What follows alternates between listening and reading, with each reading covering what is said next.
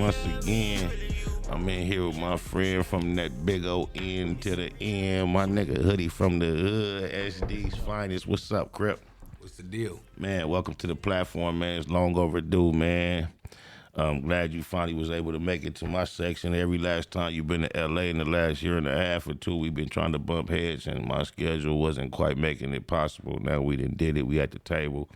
I'm honored.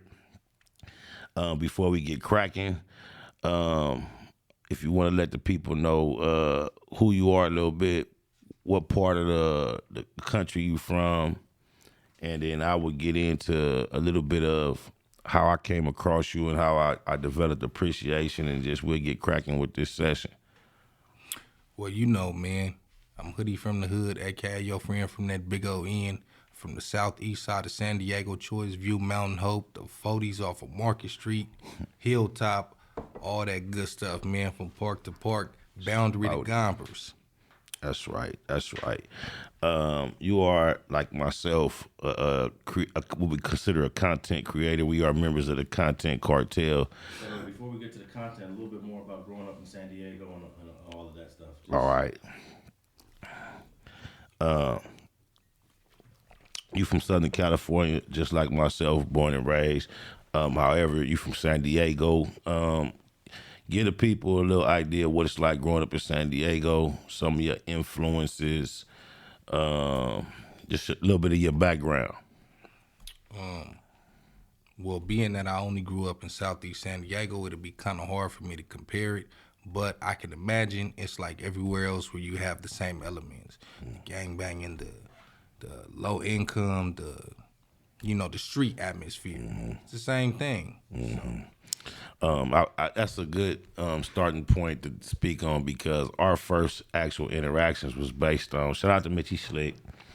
I know you from the opposite side when they look at color lines, which just actually there ain't no color lines, but he from San Diego like you, and he's somebody I've been politicking with and working with for a decade or better in the industry, and we know that on this independent game that we love out here for the West Coast, he a legend. He been putting it down.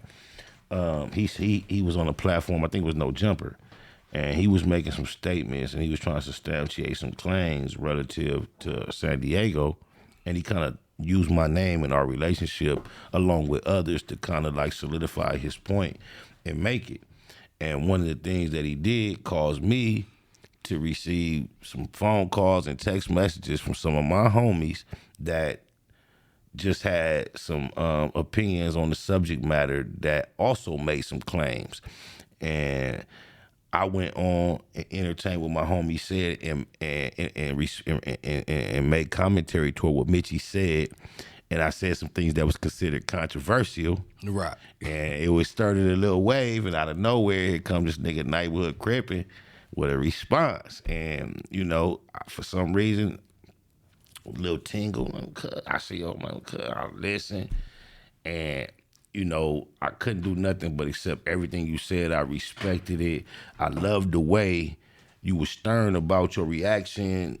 And then the way you kept saying, well, I wasn't really, that's a little before my time. So I tapped in, and somebody said this, but it wasn't quite this. But I respect what Cub was saying. But the homie said this, and it was like that. And then that caused me to react to yours. And then we had a few mutual acquaintances that made sure we was able to, chop it up, and we became partners since then. Right. And I appreciate that level of interaction and how we got to this point. So being a question, and me and you, we easily on some neighborhood, some man shit, we got over it, and we've been brothers ever since. What I find ironic about San Diego, it seems like if you take a picture of a postcard or a big shit, it seems like to me LA, San Diego just to be a smaller picture of the same thing. Like when I look how niggas dress, talk, carry themselves, the only difference I see, pimping is a little more interwoven in this shit. That's the only thing. Everybody think they a pimping Dago. Oh, my mama. And shout out Mitchie Slick, J.O. Feelinz. When you go red, blue, biggest names throughout the times that it seems like Mitchie Slick kind of hold down that side as far as the first from our generation, and then J.O. hold down the other side. And when you look at hip-hop, typically color lines get squash. You got the Nipsey Hussle, YG. I worked with, promoted Papa Smurf heavily. You got the Dub C, Mac 10 connection. For years, I've been trying. Haven't been trying for years, but years ago, I tried passionately to get Mitchie Slick and J.O. Felony to collaborate together. Wow. And each of them, as artists and individuals, were both not communicating with one another, but communicating with me independently of each other, were with it from their heart. But they both expressed to me, not knowing the other one was saying this, the politics involved is kind of bigger than me and him, and it ain't something I could really push a button. Why is it such a deep thing? As big as hip hop is when it comes to unity, bridging gaps, niggas like me, you, we know how to deal with ops. Why is that such an issue? Well, you said Dub C and Mac 10, and you said YG and Nipsey, and then you said myself, Papa Smurf. All right, now you and Papa Smurf, do y'all hoods beef?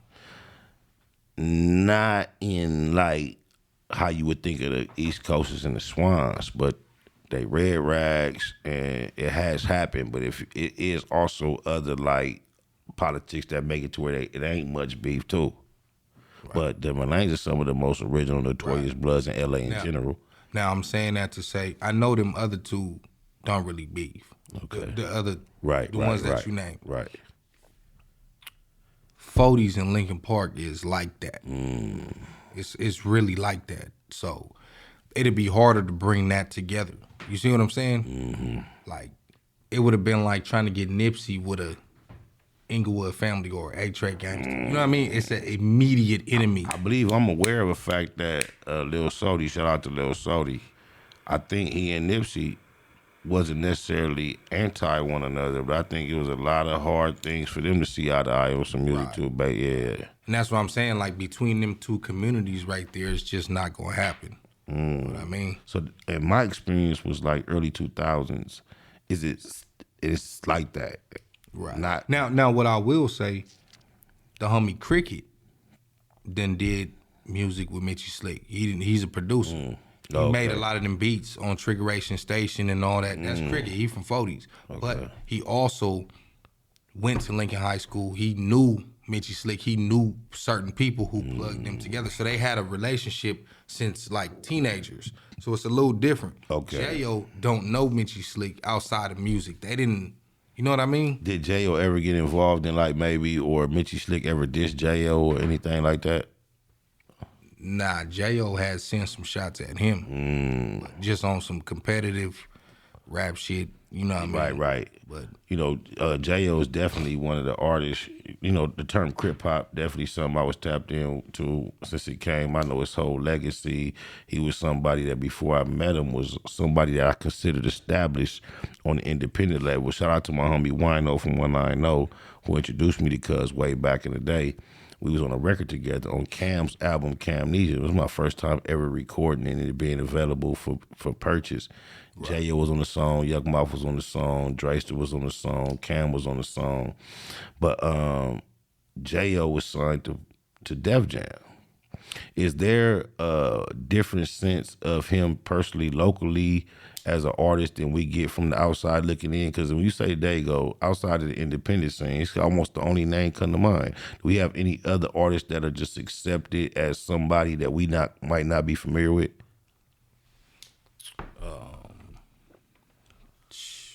You know what? I don't know. No. I don't know. You mind? It probably is, but I don't know. Do you mind if I go through my little personal Dago roll call affiliation to see if, you know, any of these names connect with you? Yeah.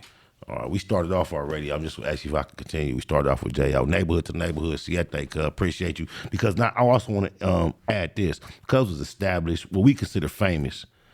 And when I met Cuz, I didn't know Suge, nor did I know G-Unit people yet. And Cuz embraced me, worked with me, and we was homies, and we've been homies ever since, been through some ups and some downs, but that's my loc. So outside of that, the industry has And just my experience is that I've been exposed to a lot of Dago people. So I want to say this: I had the pleasure and experience to work with a nigga named Seaweed3, and rest in peace to Seaweed3 and my uncle Dog who introduced me to Cuz. But we did good business. I went up there, drove out there. He facilitated the situation. We got the work in, broke the bread. We made plans to get it in and keep communicating, network, maybe shoot a video. And it was less than a week later, he lost his life.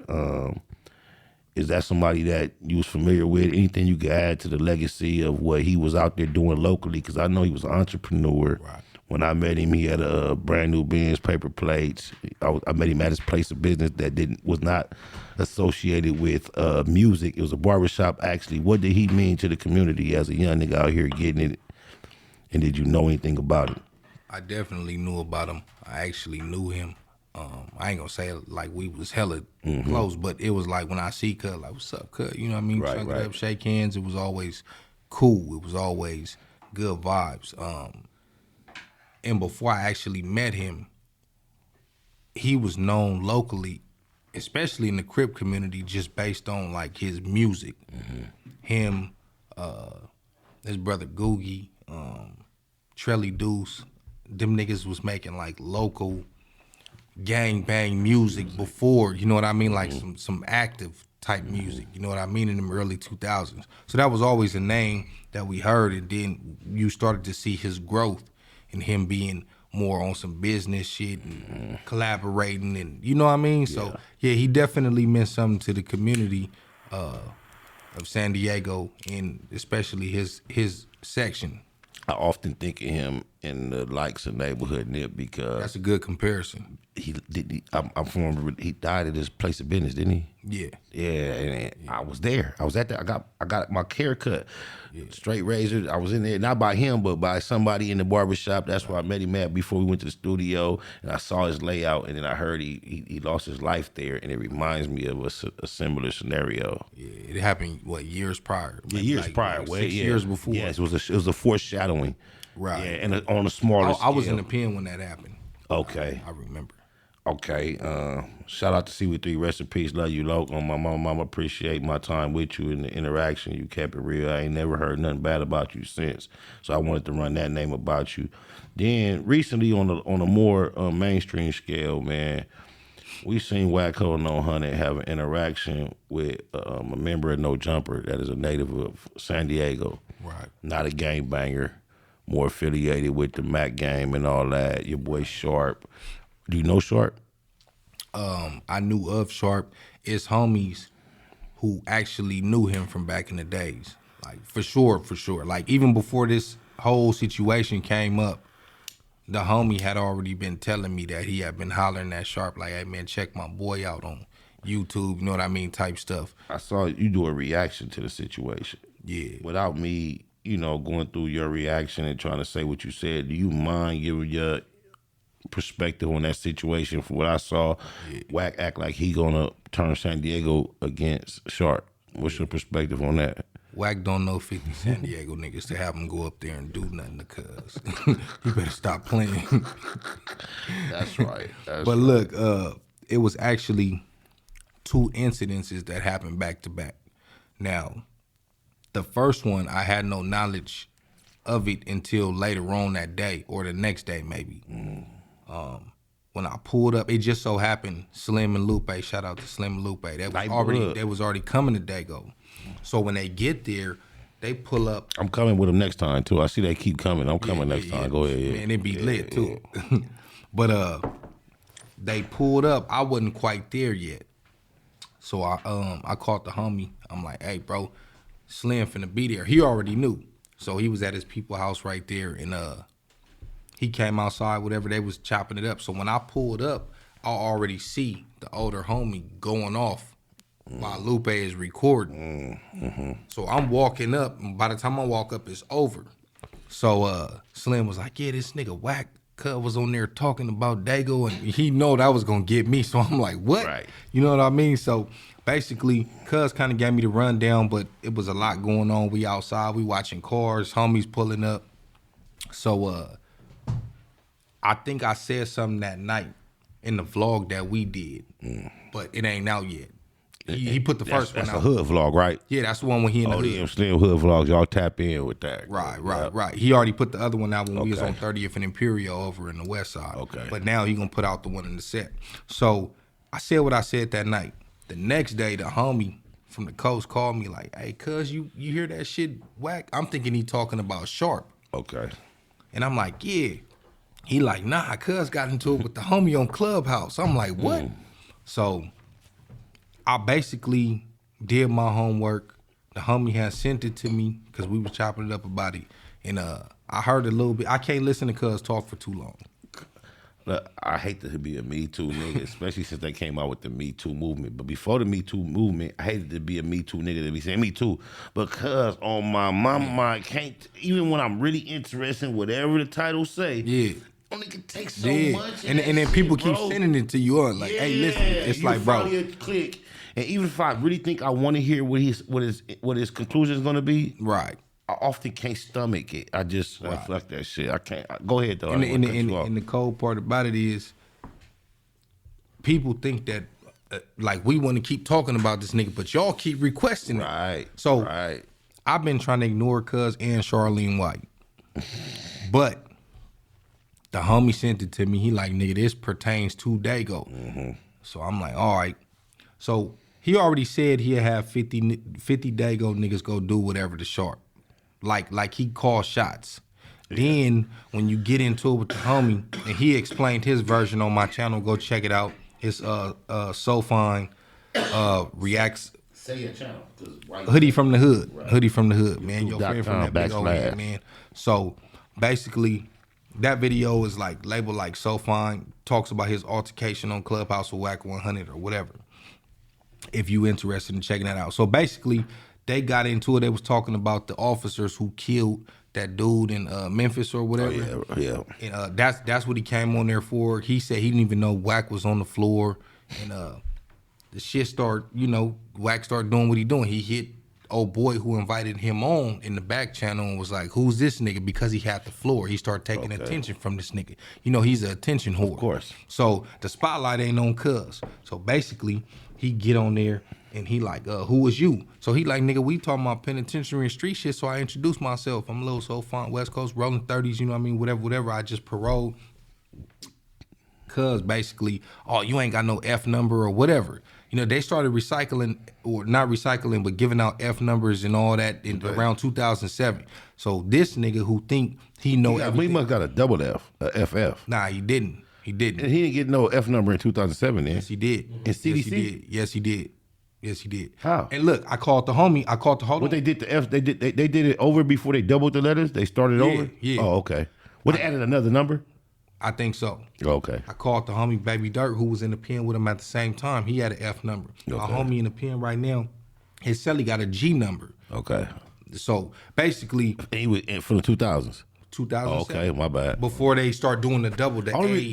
My confusion is based on the fact I went to prison in 1994-5, and I had a J number, so I thought. And that's what Wack said. Wack Okay. was like, "Nigga, I went in 94 and I had a J number." Okay. So basically, the homie wasn't saying it like, "I got an F number," like, "Nigga, I've been going to prison that long." He was just giving him his This who credentials. I am, where I started in And Wack latched on to the F number shit. So basically, Just like I did right now. yeah. Did he correct himself that quick? Nah, there were 07. No, Did he he didn't get it get right? a chance to, because he said once Wack started saying on Pyro and all that, he clicked out. Okay. And got on the phone with like, "What's up with Cuz?" So basically, that's why I said go look at the interview on my channel. Okay. And he explained his own shit. Where was I at? Oh, so basically he was like, "Oh, he from West Coast. Like, it'd probably be 5 of them in the whole penitentiary. They don't run nothing. They That's fall." what Wack said? Yeah. How many Pacoimas was That's gonna be? that's what I said in my response. He said they ain't deep enough to run nothing. They ain't moving nothing. They gotta fall up under something. They gotta basically take Up orders. under? He said they gotta take orders from some LA niggas basically. He lying about that. I know. Niggas ain't gotta take no money. But that's what I'm saying. Like, bro, you not gonna play with my city. Crips only fuck with LA niggas by choice. That's The what cars is what they is. They only fuck with us by the only time the politics gonna cross is if they choose to cross the politics. Right. Otherwise, niggas moving their own. Niggas don't even know how this track. Go ahead, my bad. Go ahead. That's what I'm saying. For a nigga who Again. for a nigga who claimed he did all this time, he know all these niggas. No, he got so many people. He's so tricky. He tells you he never been convicted of anything as an adult. He did a very small amount of time as a juvenile, but he represents it like he did all this time. Right. Has how many adults in their 40s approaching their 50s? You know what it reminds you of? Al Bundy and his high school football fucking stories. Right. Who cares about what you did as a juvenile convict? Why are you referencing that so often? What have you did for the last 35 years? Why don't we talking about here your accomplishments as an entrepreneur? Because you know why? Go ahead, please. Because when niggas wasn't like that growing up, I don't care. Okay, you probably was around. You probably was, of course you from there, but you wasn't that nigga like that. It's the Suge Knight effect. And probably Suge Knight is currently in the condition he finds himself in because he suffered from the same syndrome. Trying to prove that he's something that he not. Because any nigga that was like that will be trying to get up out of that. You would be enjoying your success, homie. You wouldn't be trying to convince niggas that you the hardest nigga walking. You talking about, I've been on these 3s and 4s, but check it out. You would get smoked by a nigga who went to fire camp though. So what does that mean? You would get smoked by a nigga who never even hit them yards at all. Never hit the county jail. So what does that mean? Like niggas, come on, cuz niggas be playing, bro. And it ain't where you from. It's always where you at. But the whole thing about being where you from is being proud and representing where you from. You from neighborhood.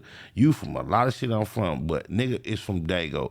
I am so into where I'm from that as corny as it may sound to some, I claim Compton and LA I can't help it.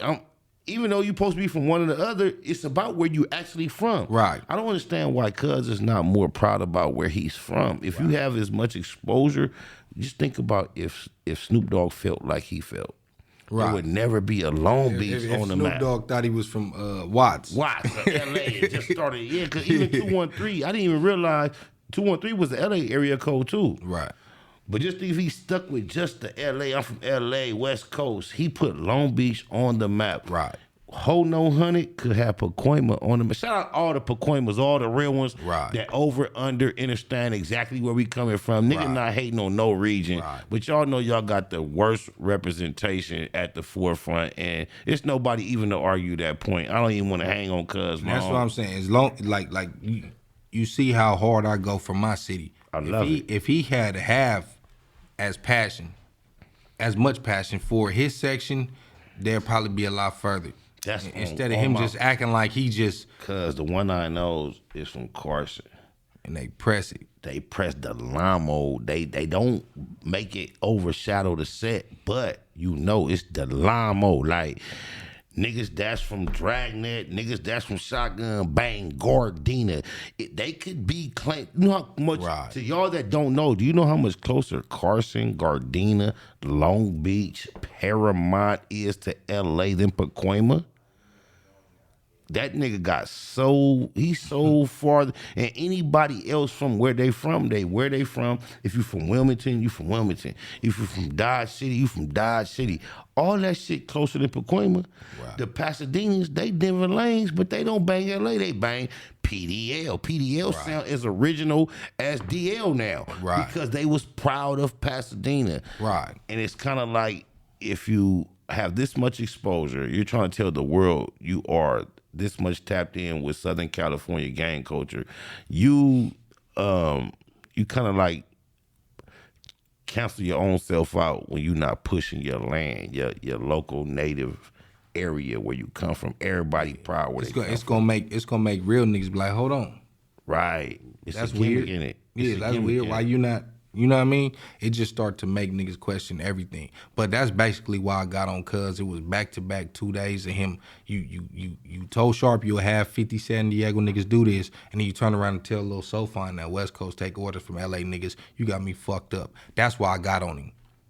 Cause it was you starting to create a narrative. Then you trying to downplay a nigga's hood and his credibility on that app. Just so you could sound like the bigger, like nigga, your money don't mean you ain't a mark. And I'm saying this, I love all my Pacoima peoples on my mama, but in the overall grand scheme of things, Southern California, there's a far more Dago presence in the system since they discuss in prison than there is a Pacoima presence. it's a bigger region. It's like That's why I said I'm willing to bet that West Coast is deeper than 2Ps, and that ain't no shot. They probably deep. They probably deep. I'm just saying, but for him to try to say that it'll only be 5 in the whole penitentiary, that's a lie. But it'll be 5 on 1 yard. Yeah, there you go. At least. Right, at least. And if you get, the more south you get, especially if you're in Donovan, then you're going to realize something a whole lot Donovan, different. Ironwood, Centinela. Yeah, just like you see the 415 strength when you get up that way. Right. You see why, okay, everything is regional. Everybody know that except a nigga that's trying to trick the internet. Right. We ain't gonna stick on cuz too long. I want to get up off that anyway. I want to ask you this. And it's off the subject. This ain't on the schedule or nothing. Do y'all miss the Chargers? I'm a Raider fan. I ain't never been no Charger fan. I can't stand them. All right, outside of you, do they miss the Chargers? Was that expected? Does the city miss the presence? It seemed like some of them do. It seemed like some of them. See, here's my thing with Charger fans. A lot of them I feel like didn't really care about the sport. It was just convenient that was the team. Happening. That's why they got on. Exactly. So a lot of them don't care about it at all. A lot of them like, oh well, they got a whole nother team now. Or do they? No, I'm saying they just went and started cheering for another team. So on a regular daily, because right now, I'm a football fan, or I used to be a football fan until a lot of political things happened in recent years, George Floyd, whatever. But all my life, football, whatever. But I'm a fan of sports, or whenever I pay attention to sports, my typical concept is L.A. So I'm Dodgers. I don't watch hockey at all, but I feel like I fuck with the Kings, especially because NWA used to be Kings. So it's like Dodgers, Lakers, and then in football, I was left in limbo. So I fucked with this team, that team, because LA didn't have a team. When the first team came was Rams. I locked up with them. I got a loyalty to them. It felt like it was a void in LA when we have a football team. Does it seem like a void? Was it like a big? Was it a lot of billboards that's missing? Does the presence of the team gone? They didn't. I don't know. It seemed like they didn't promote really that matter. team like that That's anyway. crazy. Now, San Diego is a baseball city. Everybody been showing out for them Padres games, especially last year. Okay. So when baseball season start, Petco Park be lit. Every time they got a game, it's sold out. Everybody down there getting faded. You could look at a random female homie op. Somebody is at that game. So You fuck with it? You got interest? I fuck with the Padres, homie. I just didn't like the Chargers. Okay. How long have you been what we consider a content creator on YouTube, and what drew you toward it? Were you originally, it seemed like the majority of the street YouTube creators used to try to rap or rapped, right, or similar to myself, had some type of rap background. Did rap bring you into this, or was it another path? I'm gonna be honest with you. It was just watching people like him. Shout out to 2A's. Y'all know what it is. Street TV, Street Right. Gangs TV. Alex Alonso, one of the originators, pioneer. That's my partner in this whole effort. But go ahead. And that's something that I told him when I did it was my first interview on his channel, but it was the second time I was on his channel because I was on there. Why you never smile, cuz? Smile, cuz. I smile. Right, I smile. So I do smile, cuz. I do smile. But nah, basically I had told cuz, well, we talked off camera, so he already knew. He was like, man, you need to do something like what I'm doing before Dago, which was already my plan, because I used to listen to Street TV and Kev Mack, and I gave him. I spoke on this dude before. One of the main dudes that I used to listen to on the podcast at work around 2016, where I was like, I could do that, was Factz Ova. When I used to listen to Cuz, I was like, I could do how that. ironic that is. Who our guest was yesterday. Factz Ova name came up yesterday for the first time on our podcast. And here, shout out to China Mac, much love. And then here it come again. But go ahead. Right, yeah, Factz Ova was like one of the people that I was like, man, I feel like I could do that. Like, you know what I mean? It kind of gave me a little extra, but his and Kev Mack was more so along the banging, the street, the history shit. I'm like, there's no representative. So meaning no rapping. You never been an MC. I did one song. Oh, one song. So never. So you never been an MC. You just everybody did one song. Okay. I did one song. And then also watching you pioneered this too, homie. Thank you, Lo. That's big facts. And I'm just like, damn, we don't have that representation for San Diego. So somebody got to shine light to this shit. You know what I mean? Because I feel like in the music industry, you may have certain people who can hold certain people out. That's definitely. But on YouTube, we all got a voice. There you go. So I'm gonna put this motherfucker on the map a different way. Fuck all that rapping. I'm about to come with this street, this gang stuff. You know what I mean? This history. And that's why I tell stories. I bring people on my channel to tell their stories. And I do little tours. I done went through certain areas and show like what it is over here. Can I ask you, as far as you coming from the streets, coming to a public platform, I know you had humble expectations. You was on there expressing yourself. But I've been noticing you start bumping shoulders with people that's name is buzzing and got a little notoriety. Do you have anybody you consider, you've been doing interviews, do you have anybody you consider as like your favorite or your most popular, what's your most popular interview that you conducted? The most popular one, that would be the homies from 4-5, the Samoan homies, Gaffy and them. Wait, that's bigger than the Snow Rock? Shout out to Snow Rock, because I really enjoyed that one. Yeah, that's bigger. Bigger than that? That's bigger than that. Which one came first? Snow Rock. Wow. Yeah, that was out a month prior. It's at like 50,000, and then the Samoan homies last time I checked was like 66,000. Is the Samoan presence culturally in Dago equivalent to the presence of us, less, more? Because I know they really have a presence in Dago to be mentioned, but is it like numbers-wise equal, less, more, or what? I would say in certain parts in Southeast, they're in our hood, and they also in Skyline. You got both. Yeah. They over there banging with them. They over in the hood, and then you got them. You got some like in Linda Vista in the West San Diego area, and then you got Oceanside.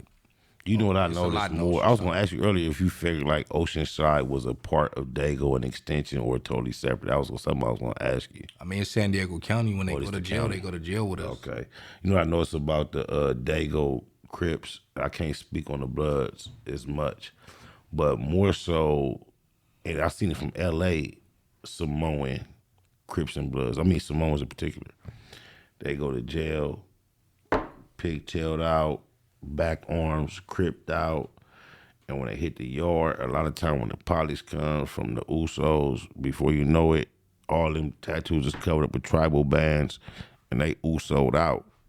And I seen it happen from L.A. Samoans, Compton Samoans, but it's more so, I used to see this, I just seen Dago Samoans hit the motherfucking yard cripping it, and 2 months later, he mandatory workout with the Usos, don't fuck around no more.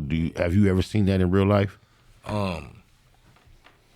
I guess it's the same thing, but there is a lot of the homies that I know.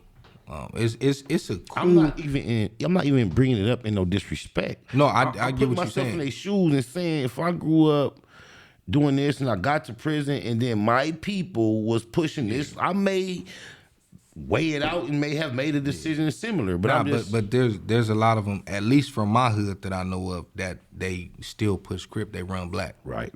Okay. Like, even though you know what I mean? Is that to say you have not ran into what I described, or is just say No. Yeah, it's both. Right. It's Oh, both. no, I'm saying yeah, specifically from my hood. It's some of them that just they run with the blacks with SDC. Right, of course. And then some of them just go other. Right. I couldn't imagine. That's a pressure that a lot of people deal with, even the whites. China Mac was here yesterday. That's why his name come up multiple times. He went to prison, not in L.A., but when it comes to racial things, when you live in a black culture or fuck with a black anything, that's a balancing shit that a lot of people have never had to think about. Right. I remember when I was young, being in the Supermax, and it was a time when it was the black and Mexican shit. What was it about? I remember it was a black dude from Santa Monica to Essays. He was a Blaxican. He had that shit tatted, but his transition was right there in real time in the dorm with us, nigga. He realized what was going on. However, his life got to the point where he was from Essays. On the set in the dorm, he was black. He didn't get a chance to cover the tattoos or nothing. He even went up in there and he rolled with us. I don't know his name. I was a teenager, but I'm gonna just use this moment to say, he just shows up right there. Yeah. Like, I'm cool. I'm cool. He couldn't imagine being on the front line with that shit with us. Right. And when it wasn't on and he had the tattoos and it was time for us to just play cards, dominoes, and we talking about it with him. Back then, I remember he used to describe how it all happened, how he grew up and whoop-de-whoop and why now. Like, I don't give a fuck, though, man. And it was a real natural, process that he got to that point. But there's so many different ambiances that play a part in what one person's experience can be. Right. And I think that's why maybe, you having a platform. I remember it's the time when people that have a background like you and I that are solidified, it wouldn't be necessarily cool for you to just be on a platform like this, sharing experiences, analyzing things. But we kind of some of the last to the party when it comes to having input. Do you think that there's any difference? What I always find solace in this, I don't know if you've ever seen the footage of OG Turtle from Santana Block. Yeah. That's floating around. Yeah. Like, what's more original than that as far as being on the camera, sharing anything that we consider you shouldn't supposed to share? Right. And if we are in any sense from that lineage, and we all have to say we are kind of like, whether we from Compton, LA, I'm just including myself, and I ain't from Compton, Crip. We know that's some of the most original shit we could tap in that we can look at. And they was doing that was like 1984. Right. Burners. Right. Yeah, that was outside. Yeah, outside. Like letting you know. So it was outside thugging. I often reflect on that when we see the trend of these new generations that be dropping locations on site. And when we get judgmental, I look at it like, man, y'all stupid. And a lot of times before I can speak publicly about it, my mind reminds me of that. Yeah. It's like, but think about it.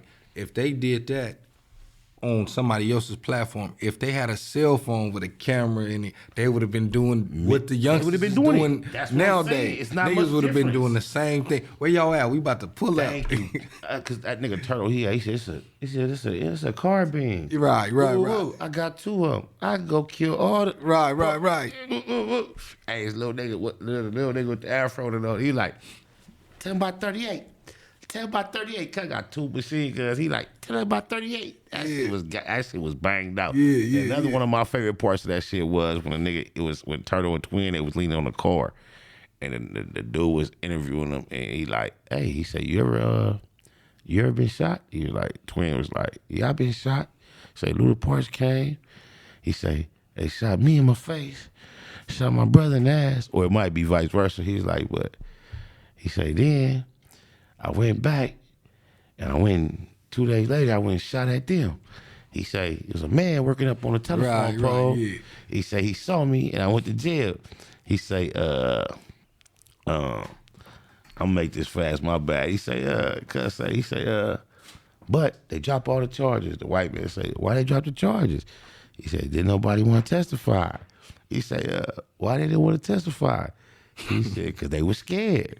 And then he say, why they were scared? That nigga Turtle say, because we mean as a rattlesnake. That shit was so old school, corny, but that shit was hard Hey, as fuck. you see the other one when the white dude asked him would he get a job? He said, yeah.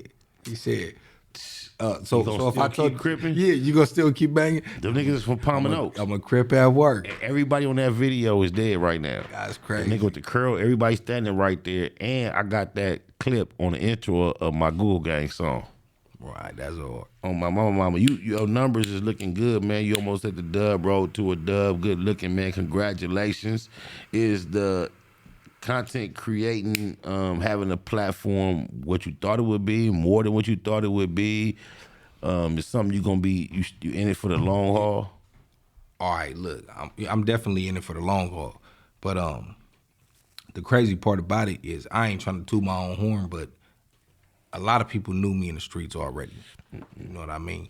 And then being on his platform, it started to get more recognition. Every time I go somewhere, they be like, hey, man, I seen you on the internet. Mm-hmm. Even if they don't know it's street TV, like, man, I seen you on some type of video on the internet. Yeah, you look familiar. Mm-hmm. So now with my own channel, everywhere I go, I mall, beach, police pull me over, no matter what. Hoodie from the hood. You know what I mean? They be on me everywhere I go now. So it's like, I be kind of paranoid. Like, I don't really. On a swivel. Right. Yes. And that's what it is now. It's just, you know. So tell me, is this because me being able to relate, and you can imagine for a little bit longer. But I'm gonna tell you this, on your level, me and you being peers in these YouTube streets, I hate that term, but I said it, God damn it. Right. Look, I went through all I went through that you knew about before I started doing this black box shit, right? Right. But I swear to God, like, I never have felt more recognizable than now. Even through all the shit you could imagine that might have, now it's different. So, this what I get a lot. Like yesterday on the set, cause I was at Louisiana, Wilmington, and a laundry, cause, and I'm in the Louisiana, cause, and I could see niggas walking in, and I'm like, I could tell the recognition come from a distance or just the lock in. And my thing is it like, who is this, or is that him? Do you get that? Now, like I know, like, damn, locking eyes, is he on it? Like, is that him, or is he like, who is this? Yeah. And then, cause like, his energy was like a nigga, so I'm like, I'm just gonna be neutral with my life. I'm posted, and he like, when he finally be like, that shit is a whole like on my mind. Is that what it is? Yeah, that's love. Yeah, that's love. You know what I mean? But like you said, it'll be kind of at first like, man, what the fuck? Like, what's up with cuz? Like, I be thinking that. Like, I used to be out with my female, and I'd be like, man, this nigga keep looking or something. Then all of a sudden, they'd be like, Hoodie from the hood, keep doing your thing, man. I ran into a nigga in the liquor store, man. He was so nervous, like he was starstruck. He was like, hey, man, you a legend. Like, man, I appreciate that, homie. Like, that type of stuff right there is what I do it for, homie. Exactly. I can relate totally. I'll be in line. It'd be a long line. I might be third in line. It might be 12 people in line. And then out of nowhere, in the back of the line, somebody say, "Oh, my mama." Right. I turn around, blushing big as right. That's right, oh. Yeah. That's dope. I love that type of shit, That's man. dope, man. But, like, I want to ask you a question. Because, like you said, all that you've been through and a part of what you've been through, I witnessed. I witnessed coming up as a G-Unit supporter. I hate the word fan. That's right, supporter. So I remember when they came out, like before they came out, you couldn't get me to not listen to anything that wasn't West Coast, especially underground, whether it be my local San Diego scene or the E40s, the Brother Lynches, the Seabos, and all that type of stuff. You ever heard of somebody named Big Earn? Big Earn? Gangsta Earn? Gangsta Earn, yeah, of course. Damn, I said it wrong. My bad. Go ahead. All right. Of course. So that's all the type of stuff. Mac Dre, all that type of stuff. So when that came out, it kind of made me like, damn, homie, I wasn't really into East Coast music at that time, even though they didn't really sound like the East Coast. Right. You know what I mean? I think they just had their own little sound. So I was on that. So I remember when it was Dr. Dre. Right. Yeah. Right. Exactly. Yeah. So I remember when they first had the game over there, and I'm like, that's dope. They got somebody from the West Coast. And I remember he was leaving, and then I remember like, oh, cuz they got another nigga, and he a Crip. What about the concert? And he from neighborhood. The infamous time when we got no. I didn't even know about that. Oh, okay. I never knew about that until you told that story. I just found out about that. But I'm saying that to say that I was heavily on your shit when you joined the group that I was already listening to. Of course you would be. Yeah, I'm like, oh, cuz a Crip, he a hustler, right. you know what I mean? I'm already fucking and you with had this. the word play. And I was like, damn, cuz, like, this nigga dope right here, you know what I mean? And That Beautiful World is a timeless classic. Oh, Hood, thank you, cuz. Oh, my mama. Thank you, cuz. Shout out to Crooked Eye for the inspiration of that word. But, yeah, you know what I did with it. Thank you, cuz. Yeah, you took it to a whole nother. Oh, my mama. Surprised you ain't. Now, I'm going to tell you off camera before somebody steal it. Well, basically, I was just going to say, where them shirts at? Well, I got you. No. Beautiful World. You ain't never made them. No. You know, did you realize what Crayola did? Yeah. Yeah, because we're going to start making me sound like a dummy marketing and business. Let's not. I feel you, though. 100 Google 1,000%. I feel you. That's on my mama. But let me switch it up. I know. That's one of the most coldest shit to have to think about all the time. But I get a realization. But I feel you. We'll get to that. And you might tell me something that I'm not thinking about on that subject matter, so don't make me forget. But I wanted to do this because my list of Dago people was a little longer than we got caught up in. You said Big Earn, so. Yeah. My bad. Shout out to Earn, though. I got educated upon Earn through the homie that he was like one of the most original first people that really got a spark before the generation that I was familiar with. Yeah, I think he was first. Him and to Compton. Him and Right? Would he be like a Toddy T or a Mixed Max of Spade to Compton? That's the Dago version. Okay, but go ahead. yeah, Gangsta Earn might have been first, and I think Big June, then Okay. J.O. J.O. just made the biggest splash. And then J.O. is so much of what hip hop is supposed to be. He's the original sound that is short chop kind of like, but we never got as much of a short chop as we got of a J.O. Right. He's an anomaly, and with his culture of the street shit, I ain't want to get into J.O., but I want to ask you about this a little lower level. C-Heck, somebody I got an opportunity to collaborate with. Appreciate. Shout out to K9 the Boss. Santa Ana Watergate is an independent independent artist that reached out to me, and I had the opportunity to work with C-Heck because of that. Do you have a knowledge of relationship with C-Heck at all? I know he a homie. Yeah, I've been knowing C-Heck since I was like 16, 15, Okay. 16, somewhere around there. Is he got action? Is it You know what? I actually don't know. Free the homie, cuz free the local C-Heck. I don't know. I know some homies who kind of talk to him a little bit more than I haven't spoken to him. But yeah, we actually had a closer relationship back then. You know what I mean? When I was like 18, 19, around that time. But yeah, we still straight though. Free the homie. That was unfortunate. We got a song called Active. It's K9 the Boss featuring Spotted Oak and C-Heck. Y'all go, you want to see some two MCs battle that didn't even know they was battling on a record. They didn't know they was collaborating on, trying to do their stuff. Go check that record out with me and the homie. Right. That's on my mama. That shit was a moment, cuz. And then we actually met in New Park too, cuz, for the first time. One thing, this what happened, cuz when I got the record from K9 the Boss, right, when he politic with me, he sent it to me. He sent me a record. We finna do what we do. He sent me a record. He got 2 verses on it, and he got an empty spot for a 3rd verse. And that's the record, to my mind, it's finna be him on 2 verses, then me. When he finally sent me the final mix, he only had 1 verse. That nigga I had never heard was on the middle. Then it was me. Yeah. And you could tell the nigga in the middle was going. He going. I'm like, I'm telling everybody around me, I'm playing the song in my circle. I'm telling everybody, I'm like, cuz had to hear my verse before he did this. Cuz didn't send this shit out to him and then to me, and he didn't hear mine, and that's just what I say, cuz heard my verse. And so everybody around me, they didn't know if they just thought I was talking shit or whatever. Yeah. And then months later, we decided to shoot a video. And when I finally got the chance to meet C-Heck in person, is my first time speaking with him, was in New Park. When first thing I told neighborhood to neighborhood, he'll tell you when he walked in the park, we meet, dap, hug. I'm like, on Hood, you heard my verse before you did your shit, didn't you? He was like, I did. I said, I could tell you was coming for me.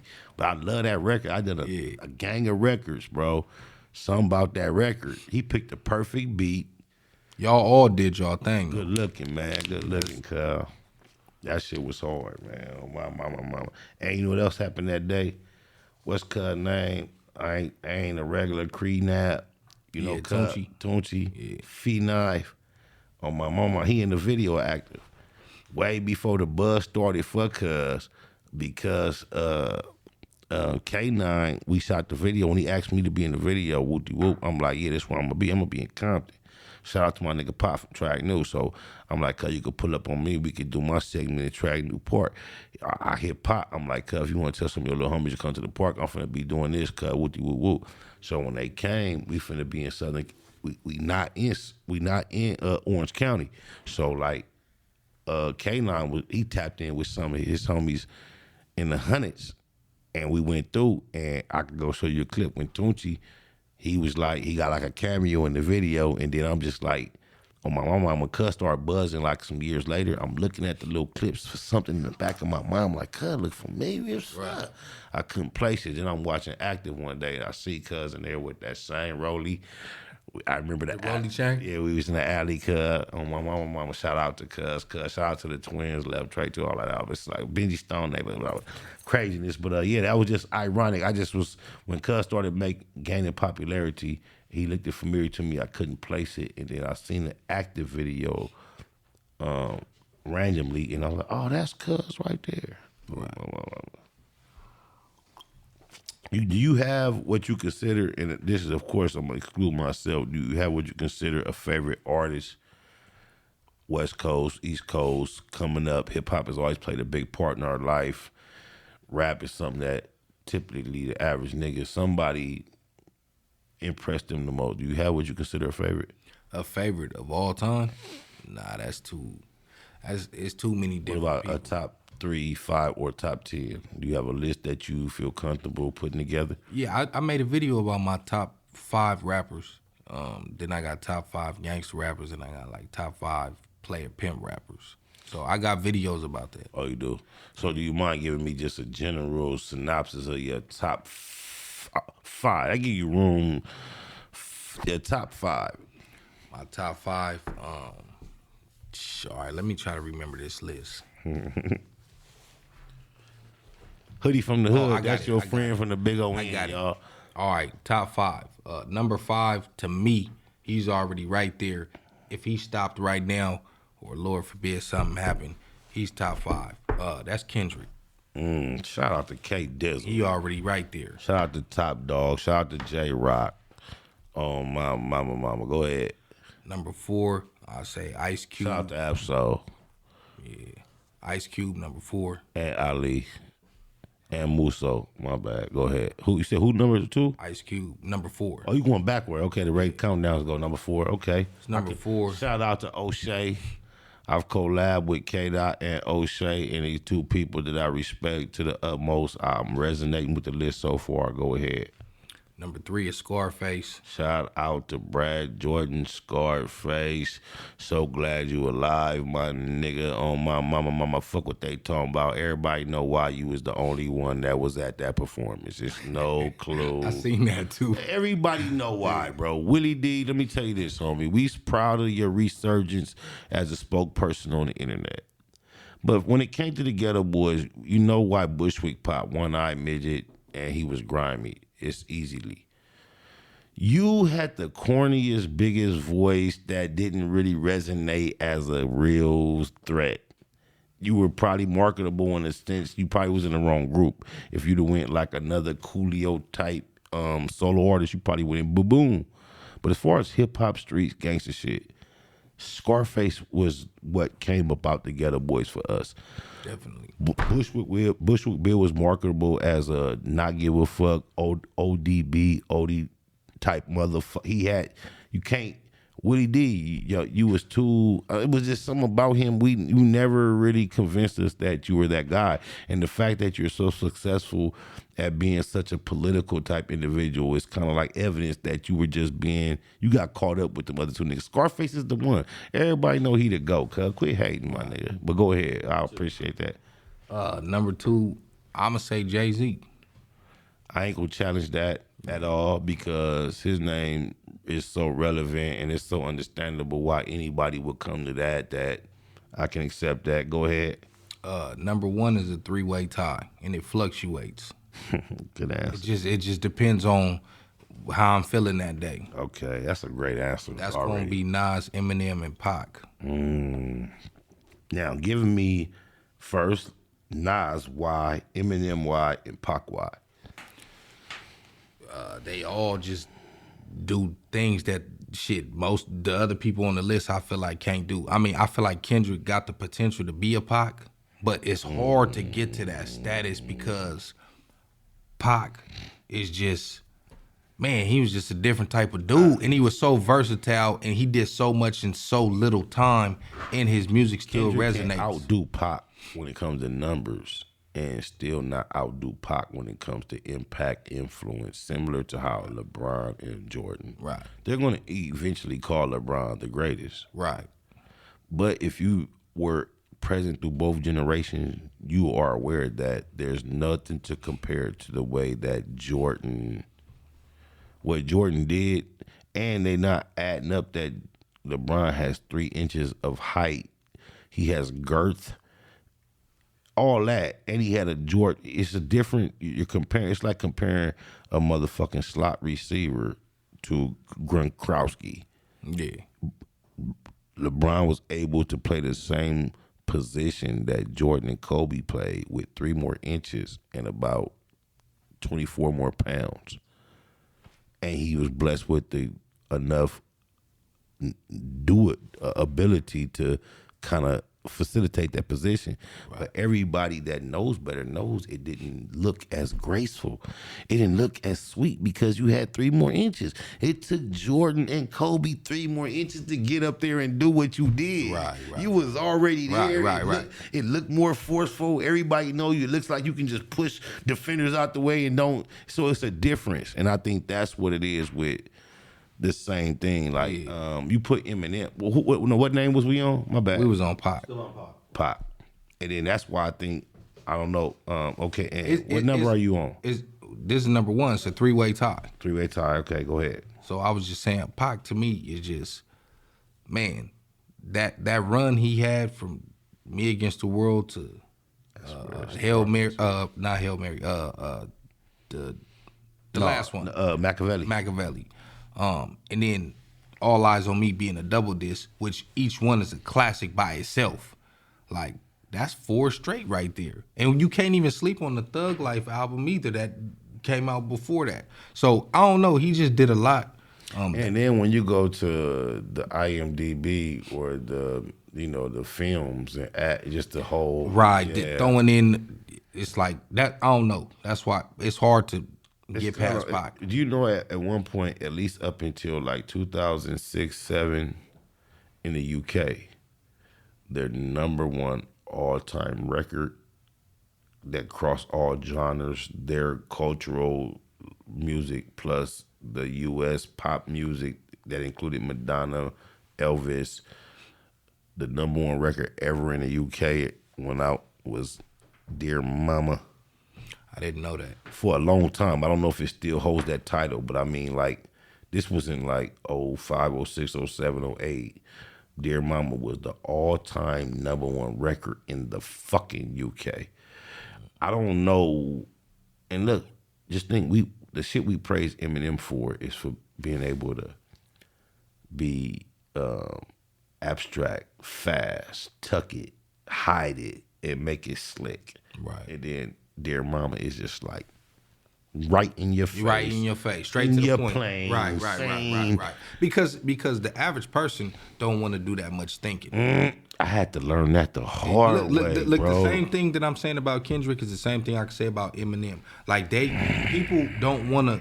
It's like a science project listening to these niggas. Like, don't nobody want to break down bars. I personally like that, so that's why they high up on my list. But the average person don't want to sit there and try to. What is the common denominator between Kendrick and Eminem that was able to get away with being too complex for the average ear? Their skin. No, the common. Oh, the common denominator, Dr. Dre. Oh, my nigga. And shout out to Top Dog, too, because I told Top Dog recently that this is what I see that a lot of people don't see, because I was familiar and very close with Top Dog before Kendrick was his artist, even before J-Rock was his artist. Matter of fact, J.O. and me used to be in Top Dog studio recording some of our first music before he was a CEO or a manager or of anything of J-Rock or K-Dot. So that's how far we go back with Top Dog. And I told him recently, last week, that like it was the perfect storm. I don't want to knock Kendrick. K-Dot, he has established himself as something I don't even understand. He bigger than the nigga I knew. Right. He's awesome, and I can't even call Kendrick a Compton rapper or LA rapper or a West Coast rapper no more. He's just Kendrick. We haven't seen what he is. You know, he utilized as much as he utilized his artistic gift and all that. He utilized technology, recording process, production. It goes deep. But one of the things that I told Top Dog the other day was, there's a handful of people that you could have made go on that type of journey because of your grind. It's the reality of it. K-Dot, Kendrick could have been everything he was, and without the actual Top Dog at that moment together to make that play similar to the way it was 50, Eminem, Dre, and Jimmy, all that at once. Top Dog could have did that with a number of people. You see, he almost did it with J-Rock. It was almost. I'm telling you, I've been around Top Dog for years. past to see how it was. Oops. Kendrick deserves it all, but it was the team, bro. Yeah, Top I Dog believe played it, a part that people don't realize. But also, we'll see what Kendrick does now that he But that's what I'm is saying. leaving that. It's gone so far. Just think what Kendrick is either 30 or almost 30 or a little over 30. You know how? What, his age? Yes. Oh yeah, he like 36. This is the thing.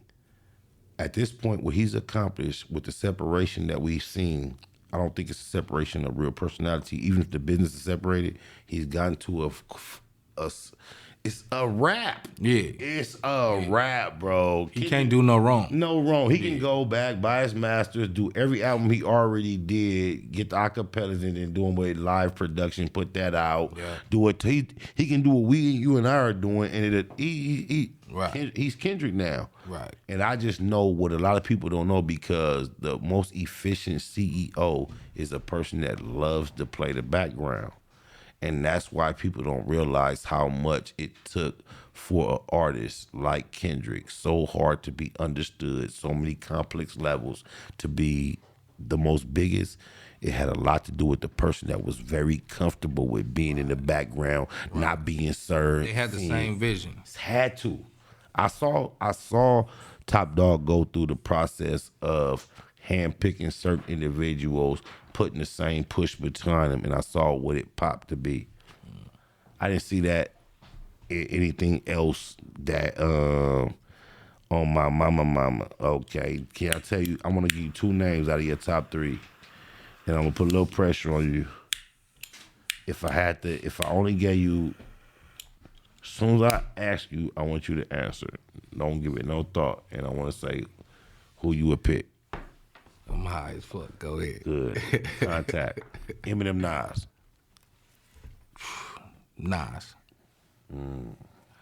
Man. Expound. Explain why would that be the choice? Man, to me, I don't know. Man, Nas just got a different. He just don't. I don't know. Like I said, they both on my top along with Pac. So it fluctuates. You know what I mean? It just depends on how I'm feeling that day. But if I just had the overall, Nas. What is it about? I can understand off top, because when it comes to Nas, I could quote a couple of like verses of Nas' first album right now today, all the way through off top. I know about Illmatic. I know about Tupac. What is it about Eminem now? Not when he first came out. Now, when you look back on your life and now when you think about it, why you give Eminem props now? I know how we got hit. I'm gonna answer that. Yeah. The reason why I give Eminem props now is because in the generation where everybody has started to dumb it down, he made his lyrics more complex than they were when he first came out. His rhyme schemes and everything, the pockets. But how do you quantify that against the fact that he had every privilege that will cause you to be comfortable to stick to that when it's Dr. Dre, Jimmy Iovine, and you are the Elvis of this shit? Like, anyone with that amount of comfort can stick to anything when you know they're going to allocate the biggest budget we never heard about. But this is why I respect it. Please. Because I feel like he really doing it for the love of hip hop. So like why has he never did an interview and smiled? You went into our culture and hit it for the biggest lick anybody ever seen. Why he never smile and say thank you? Why he always seemed... I ain't really watched too many Eminem interviews, so I don't know. Me either, but guess what? The most recent one I can recall was a few years ago with Sway. Shout out to Sway. Oh, when he was talking about the You see how shit with MGK? What? Yeah. Why was there not a smile in the interview? What are you mad about? Oh, yeah. I mean... The fuck wrong with you? Yeah. You were able to rape radio and make 5-minute songs that were at a tempo of 30 BPM about murdering people and put them in the trunk and made them hits. We got to make our songs 1.5 to 2 minutes and make it about partying and fucking and popping pills. He talk about murdering his baby. Come on, get out of here, man. That shit is a gimmick. Get the fuck out of here.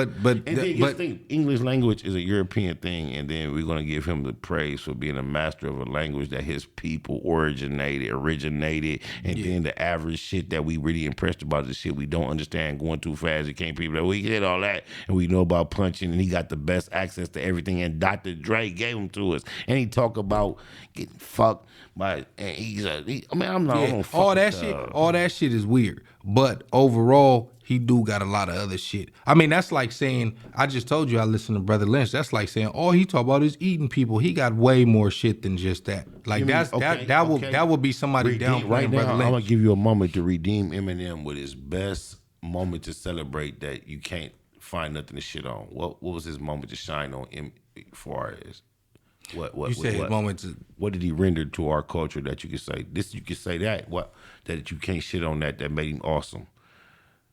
What did he bring to the culture? Yeah, was it "Hi, my name is" or what was it? Which one was it? "Stan"? Oh, you talking about a specific song? Yeah, was it "Renegade"? The verse. What makes him relevant and something we should appreciate beyond the fact that he had Jimmy Iovine, Dr. Dre, and all that in place and the biggest budget ever seen. Plus, he had the Elvis effect. Tell me, what is it to appreciate about him beyond that? Man, I just think it's like I said, it's his wordplay. I think he just give me that one bar that fucks you up so much that he's so dope. Man, he got a gang of them. I can't just give you one bar. Thank you. He got a gang of them. But hold on. Can I tell you some dope shit then? Yeah. Let me just say this: we probably in hell already. Our dumb asses not knowing. Everybody kissing ass to go to heaven ain't going.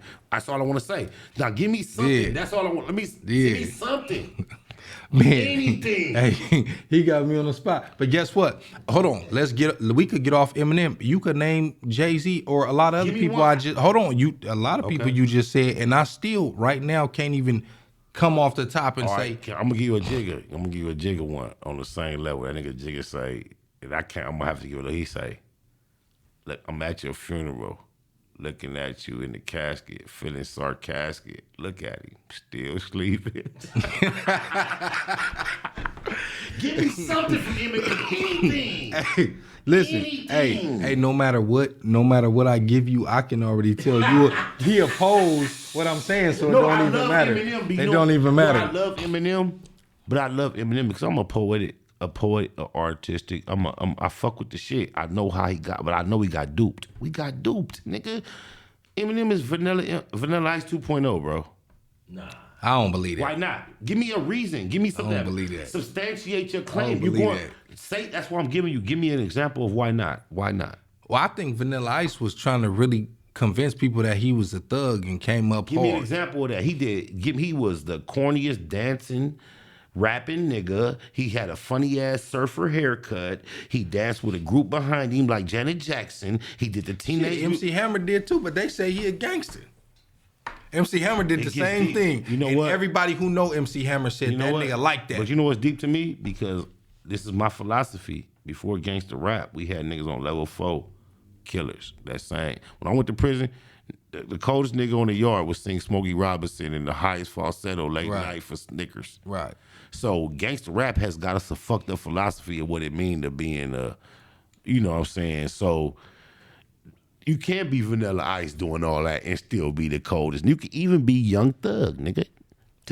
As much as we disapprove of fingernail polish, and dresses, he seemed like he really liked that. And so you're right. So I feel at least from what I see, the nigga seemed like Cuz on my mama, I never asked you about Young Thug, but when I was asking you about other things and you was philosophizing, you brought Cuz up and was like Thug. And when you said that, all I thought about was dresses.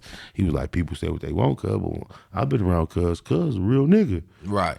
Cuz told me that after Cuz went on and that was his philosophy. I used to look, I'm like, okay. But that's how he felt. He was like, Thug a real nigga. So I guess you can, be what, we living in America in 2024. Fuck it. That's how time fast fly. Yeah. We living in 2024. And if you don't realize it's the metaverse generation where any and everybody can be any and everything they decide to be, then you just not awake. Because you can be what you want. It's really the metaverse. Right. It's virtual reality. Jump out in this thing, say what you want to say. Right. You know what? It's just, a older nigga told me, he said, you could be whoever you want to be. We was in the county. He said you could be whoever you want to be in here until somebody come in here that know you. And it's the same thing with YouTube. You could be whoever you want to be until niggas start pulling your card. No, YouTube has provided these niggas this. Look, this is a term, cell soldier. This been around. Yeah.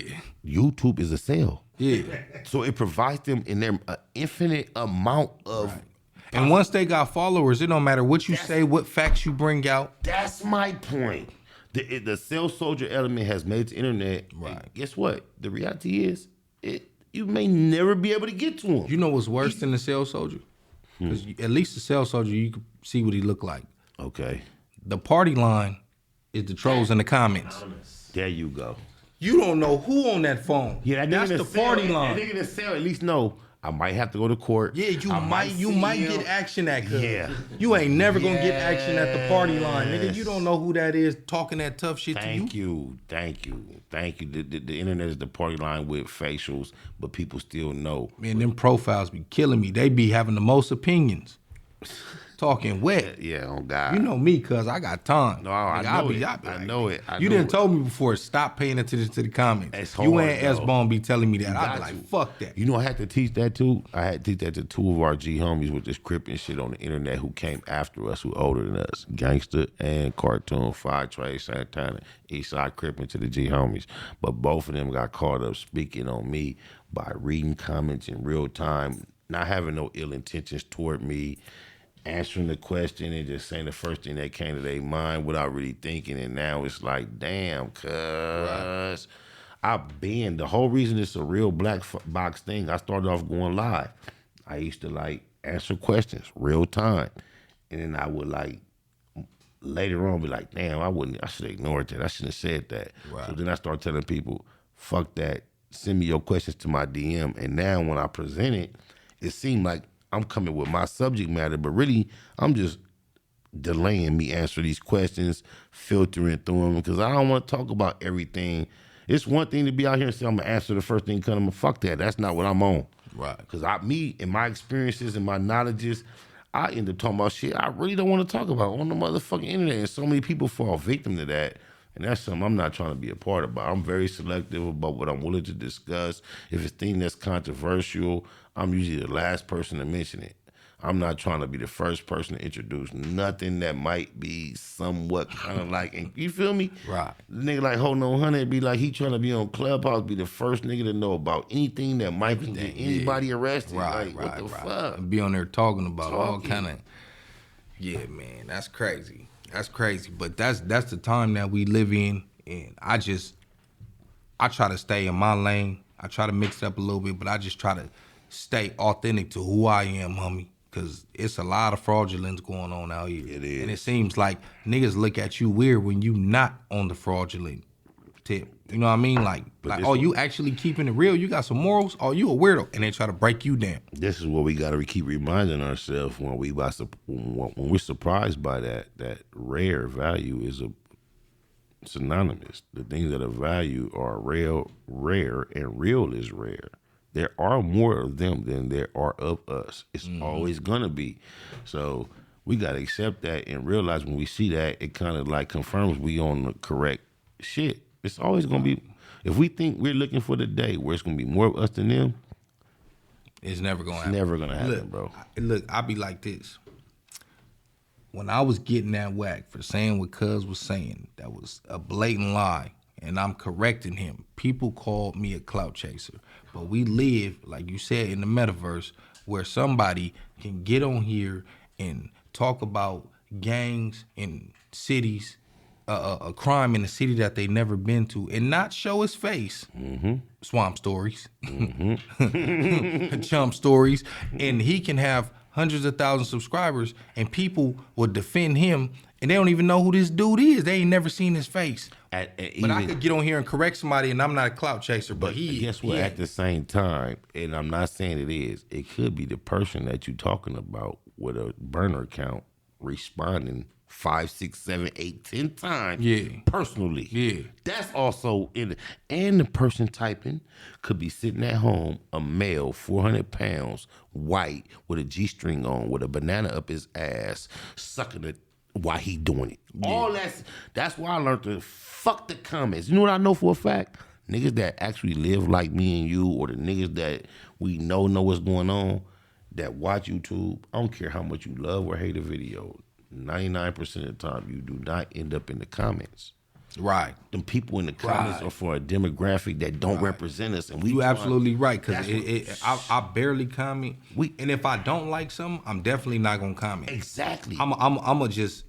I mean, unless it's somebody I'm subscribed to and I just disagree. Because you networking, politicking. Right. But when I click out. But the average nigga like us that's not involved in this shit, when we go to YouTube and we like shit, whether we like it or don't like it, we watch it and that's it. We do not like it and then go in the comment and or the opposite. Right. Let me argue with you and give you a piece of my mind. People done told me I'm unsubscribing.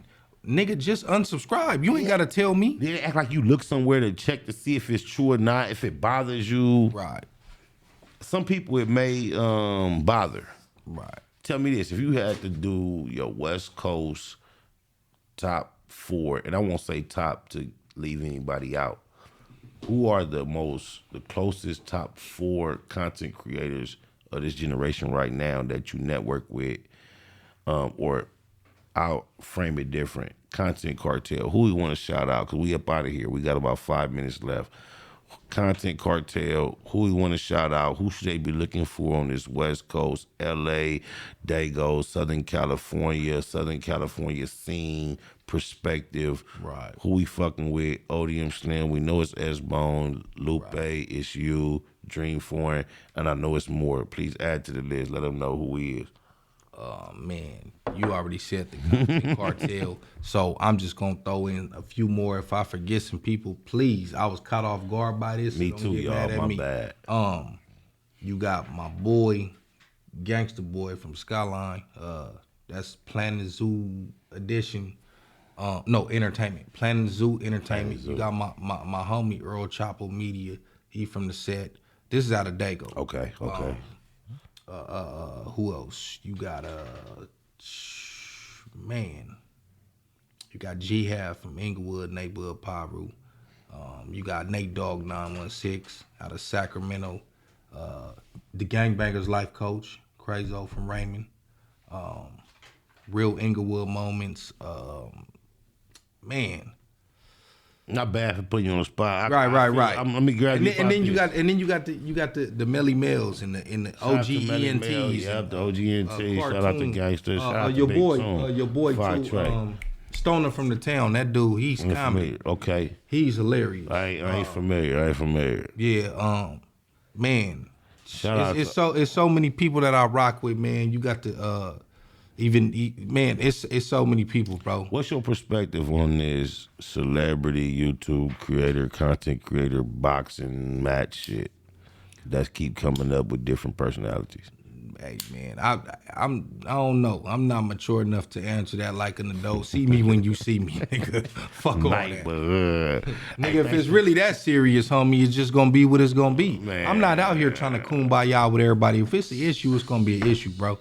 It's just that simple. I'm not all that professional. We gonna train, like I said. Okay, so if that's what it is, then every time I got an issue with a nigga, I'm supposed to train for 3 months before we get down. Like, come on, you gonna look up and 15 fights later, you gonna be training again because you got an issue because somebody didn't like something you said. Right. Hey, listen, if you don't like what I said, unsubscribe. Stay over there. I'll stay over here. I'm gonna just get off where I get mad at him. Exactly. If we cross paths, it's gonna go where it's gonna go. Or we could talk like men, depending on what was said. Which is what I would prefer, what I would desire. I would like the names we mentioned, Cartoon, Fly Trey, the G Homie. Y'all see him bubbling.